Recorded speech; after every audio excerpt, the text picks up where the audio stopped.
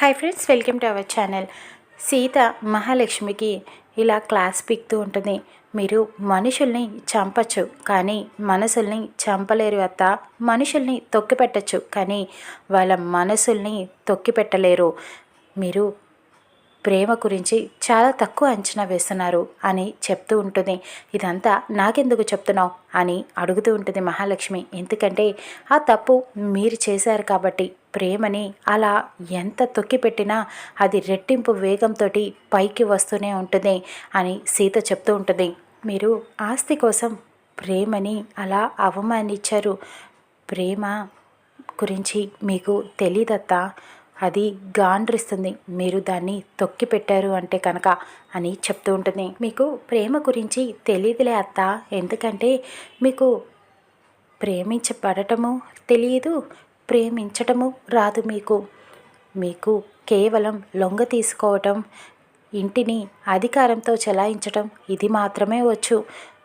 అందుకనే మీకు అస్సలు ప్రేమ గురించి తెలీదు. ప్రేమే ఖచ్చితంగా గెలిచి తీరుతుందత్త. రేవతి పిన్ని, కిరణ్ గారి ప్రేమ అలాంటిది కాదు, చాలా గొప్ప ప్రేమ. మీకు ఇంట్లో అందరినీ పెత్తనం చలాయించడం మాత్రమే తెలుసు. ఈ కుటుంబాన్ని మీ బానిసలుగా చేసుకున్నారు, కానీ రేవతి పిన్ని, కిరణ్ గారు మీ బానిసలు కాదు. ఖచ్చితంగా కిరణ్ గారు ఎప్పటికైనా తన లక్ష్యాన్ని చేరుకొని ఇక్కడికి వచ్చి రేవతి పిన్నిని తీసుకుని వెళ్ళి పెళ్లి చేసుకుంటారు.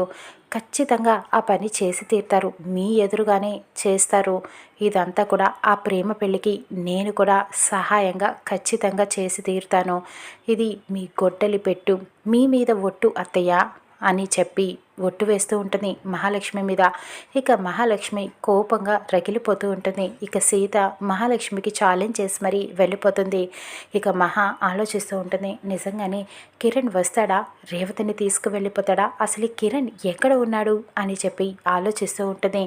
అక్కడ సీత గార్డెన్లోకి వెళ్తుంది. టీచర్ గార్డెన్లో అలా ఆలోచిస్తూ కూర్చొని ఉంటారు. గుడ్ మార్నింగ్ టీచర్ అని సీత చెప్పడంతో, రా సీత కూర్చో అని మాట్లాడుతూ ఉంటుంది. నువ్వు ఎక్కడి వరకు చదువుకున్నావు సీత అని అడుగుతూ ఉంటుంది. మా ఊళ్ళో బడి ఉన్నంత వరకు టీచర్. ఏ టీచర్, నా ఇంగ్లీషు బాగాలేదా అని అడుగుతూ ఉంటుంది. అలా అని కాదు, నువ్వు తప్పుగా మాట్లాడినా బాగుంటుంది అని టీచర్ చెప్పడంతో, ఏం చేద్దాం టీచర్, నేర్చుకున్నా అది రావట్లేదు నాకు అని సీత చెప్తూ ఉంటుంది. ఇక అప్పుడు టీచర్ అంటారు, అది కాదు కానీ రామ్ని చాలా దగ్గర చేసుకోవాలి, నీ సొంతం చేసుకోవాలి నువ్వు అని చెప్పడంతో, నాకు వచ్చు టీచర్ అని సీత చెప్తూ ఉంటుంది. ఏం వచ్చు, నీకేమీ రాదు. ఎప్పుడు రామ్ నీ దగ్గరే ఉండాలి, రామ్ నీ మాట వినాలి, నేను సీత లేకపోతే బ్రతకలేను అని అంత స్థాయి వరకు రామ్ రావాలి అని చెప్తూ ఉంటుంది. ఏం చేద్దాం టీచర్, ఆయన పొద్దున్న ఆఫీస్కి వెళ్తే మళ్ళీ సాయంత్రానికి కానీ రారు, వచ్చాక అలిసిపోయి తొందరగా పడుకుని పోతారు, ఏం చేస్తాను అని సీత అడుగుతూ ఉంటుంది. నువ్వు రామ్ ఎప్పుడైనా ఎక్కడికైనా షికార్కి వెళ్ళారా, అసలు వెళ్ళి కాసేపు గడిపి హోటల్కి వెళ్ళాలి, సినిమాకి వెళ్ళాలి, అలా షాపింగ్ చేయాలి, అలా ఇద్దరు సరదాగా ఫుల్గా ఎంజాయ్ చేసి రావాలి అని చెప్తూ ఉంటుంది టీచర్. ఎలా టీచర్, అసలు ఆయనకి ఖాళీయే ఉండదు, ఆఫీస్కి వెళ్ళిపోతారు కదా అని అడగటంతో, మరి హాలిడే వచ్చినప్పుడు ఇంట్లో ఉంటారు కదా, అప్పుడు నీ దగ్గర ఉండరు, వాళ్ళ పిన్ని దగ్గరే కాలక్షేపం చేస్తూ ఉంటాడు అని చెప్తూ, మీకెలా తెలుసు టీచర్ అని చెప్పి సీత అడగడంతో, చూస్తూనే ఉన్నాను కదా, అందుకనే రామ్ని మచ్చిక చేసుకో, నీ మాట వినేలాగా చేసుకో, మీరిద్దరూ ఒకరోజు షాపింగ్కి వెళ్ళండి, సరదాగా గడిపిరండి, కబుర్లు చెప్పుకోండి, పార్కుకి వెళ్ళండి, రెస్టారెంట్కి వెళ్ళండి అని ఐడియా ఇస్తూ ఉంటుంది. ఇదంతా కూడా అర్చన దొంగచాటుగా వింటూ ఉంటుంది. అమ్మో, టీచర్ నూరిపోస్తుంది కదా అని చాలా కంగారు పడుతూ ఉంటుంది. అయితే సరే టీచర్, ఒక మంచి రోజు చూసుకొని మా అమ్మని బయటికి తీసుకువెళ్ళమని అడుగుతాను అని అంటుంది సీత. ముద్దు పిల్ల, దీనికి కూడా ముహూర్తం అవసరమా, ఈరోజే తీసుకువెళ్ళమని అడుగు, దీనికేమీ ముహూర్తాలు అవసరం లేదు. మీ ప్రేమ బలపడాలి అంటే తొందరగా నువ్వు ఈ పని చెయ్యాలి, మంచి పనులకి మంచి రోజు ఏమీ అవసరం లేదు, వెళ్ళు అని చెప్పడంతో అలాగే థ్యాంక్ యూ టీచర్ అని చెప్పి సీత రామ్ దగ్గరికి వెళ్తూ ఉంటుంది.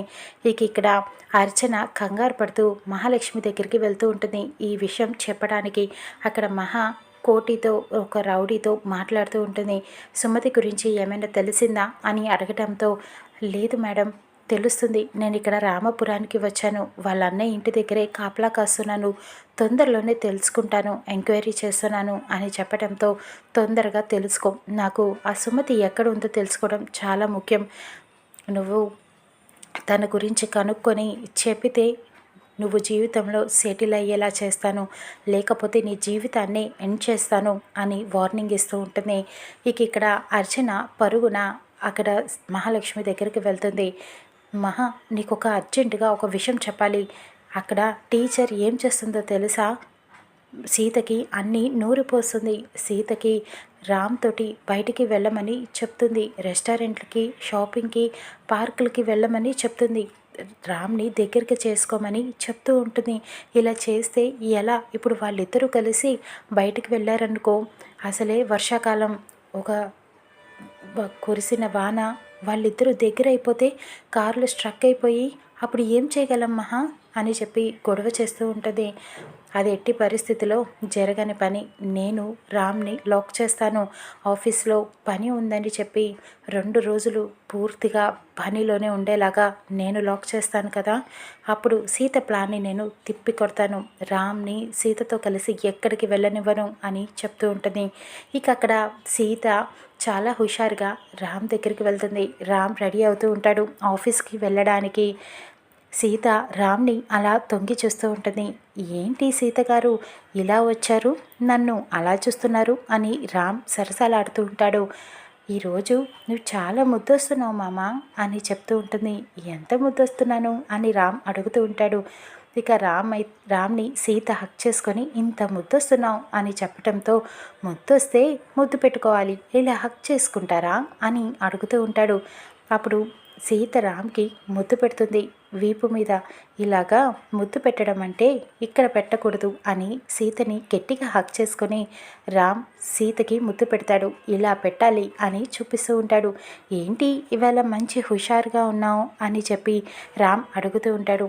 మామని అడగడానికి ఇదే కరెక్ట్ టైం అని అనుకొని సీత రామ్ని అడుగుతూ ఉంటుంది. మామ, నేను ఒకటి అడుగుతాను, చేస్తావా అని అడుగుతూ ఉంటుంది. చేస్తాను, చెప్పు అని అడగటంతో, షాపింగ్కి తీసుకెళ్ళవా అని అడుగుతూ ఉంటుంది. షాపింగ్కా? ఎందుకు? నేను ఇంకా రొమాన్స్ అనుకున్నానే అని రామ్ అడుగుతూ ఉంటాడు. అందులో కూడా రొమాన్స్ ఉంటుంది మామ, ప్లీజ్ మామ, ఇవాళ ఒక్కసారి తీసుకువెళ్ళు, నేను పెళ్ళయ్యాక షాపింగ్కే అడగలేదు కదా, ప్లీజ్ మామ ప్లీజ్ అని అడుగుతూ ఉంటుంది. సరేలే తీసుకువెళ్తా, ఎల్లుండి తీసుకువెళ్తా అని రామ్ చెప్పడంతో, ఎల్లుండా? ఇవాళే తీసుకువెళ్ళాలి, ఇవాళ తీసుకువెళ్ళమంటే ఎల్లుండి తీసుకెళ్తానంటావేంటని గొడవ చేస్తూ ఉంటుంది. లేదు సీత, పిన్ని ఇవాళ అర్జెంట్ వర్క్ ఉందని చెప్పింది, ఇవాళ రేపు కుదరదు అని చెప్తూ ఉంటాడు. రామ్ అలా చెప్పడంతో సీత అలా మొహం మార్చుకొని ఉంటుంది, చాలా బాధపడుతూ ఉంటుంది. అక్కడ రామ్ ఆఫీస్కి రెడీ అయ్యి కిందకి వెళ్తాడు. మహాలక్ష్మి, చూసావా సీత, నీ ప్లాన్ ఎలా తిప్పికొట్టాను అన్నట్టుగా చూస్తూ ఉంటుంది. ఆఫీస్కి రెడీ అయ్యావా, వెళ్తున్నావా అని మహాలక్ష్మి అడగటంతో రామ్ అంటాడు, లేదు పిన్ని, నేను ఇవాళ ఆఫీస్కి వెళ్ళట్లేదు, ఇవాళ సీతని షాపింగ్కి తీసుకువెళ్తున్నా అని చెప్పడంతో అర్చన, మహాలక్ష్మి షాక్ అయిపోతారు. అదేంటి, ఇవాళ రేపు పని ఉందని చెప్పాను కదా రామ్, ఇప్పుడు షాపింగ్ ఏంటి అని మహా అడగటంతో, లేదు పిన్ని, నేను సీతని తీసుకువెళ్ళాలి, సారీ అని చెప్తూ ఉంటాడు. అదేంటి, మీ పిన్ని మాటనే కాదంటున్నావా, మాట ఇచ్చావు కదా రామ్ అని చెప్పి అర్చన అడుగుతూ ఉంటుంది. నాన్న బాబాయ్ ఉన్నారు కదా, వాళ్ళు చూసుకుంటారులే ఈ ఒక్కరోజుకి అని చెప్పడంతో మహా షాక్ అయిపోతుంది. జన వచ్చి అడుగుతూ ఉంటాడు, ఇప్పుడు అంత అర్జెంట్ ఏంటి అని చెప్పి అడగటంతో, లేదు నాన్న వెళ్ళాలి, సీత పిన్ని కోసం చీర కొంటుందంట, ఈరోజు మంచి రోజట, అత్తకి కోడలు, కోడలికి అత్త ఇస్తే ఏమీ గొడవ ఉండరంట, చల్లగా ఉంటారంట వాళ్ళిద్దరూ, ఏ గొడవలు పడకుండా, అందుకనే వెళ్తున్నాను అని చెప్పడంతో, ఇలాంటివి మేమెక్కడ వినలేదే అని అర్చన చెప్తూ ఉంటుంది. సీత అబద్ధం చెప్తుంది రామ్, నిన్ను షాపింగ్కి తీసుకువెళ్ళటం కోసం ఇలా చేస్తుంది అని చెప్పడంతో, నిజం చెప్పినా అబద్ధం చెప్పినా బాగుంది కదా, పిన్ని కోసం నేను ఏదైనా చేస్తాను.